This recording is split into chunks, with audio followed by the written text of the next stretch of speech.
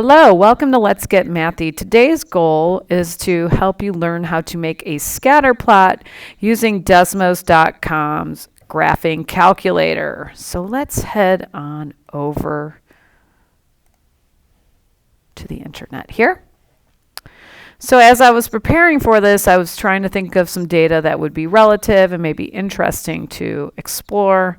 So naturally, living through this pandemic with everybody, looking at the COVID data is, something that hopefully will be a little bit relevant and interesting for you guys. So I started off, doing a quick sort of search on COVID data, and I like to be an optimistic person, so let's check out the data on vaccines. We're in Ohio, so we cruised on over to the Ohio dashboard and found that they had a nice little CSV file. What that is that exports the data into a nice spreadsheet.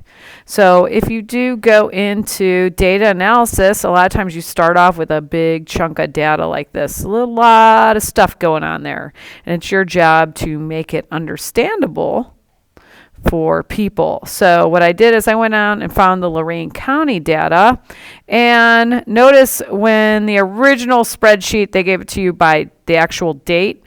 That is not going to work for our purposes. So I needed to cut and paste that into another sheet in the spreadsheet and change this to days since the original vaccine was given in Lorain County.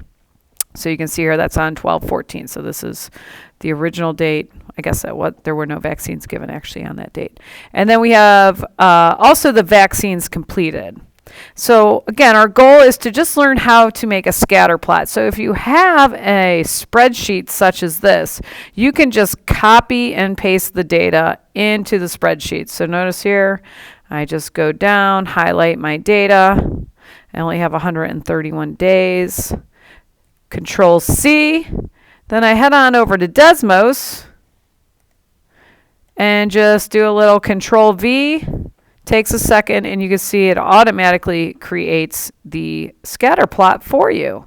So it shows a compressed view. If you want to see all the rows, you can click Show All Rows there. So this is our data of vaccine started. And again, just wanted to show you guys how to make a scatter plot. Let's say that it didn't adjust the windows so beautifully though, and you had to go in and manually adjust it. So let's say you just when you do it, you end up in this home screen. To manually adjust it, you're going to click on the gear up here, the graph settings. And our x-axis, so we saw we had values from 0 to 131. So again, I sometimes call this fuzzy rounding. I like to see a little bit of the negative part of my axis. So let's say -5 to 150. So I'm not seeing the y values because right here I can see I have values up to 1100, 0.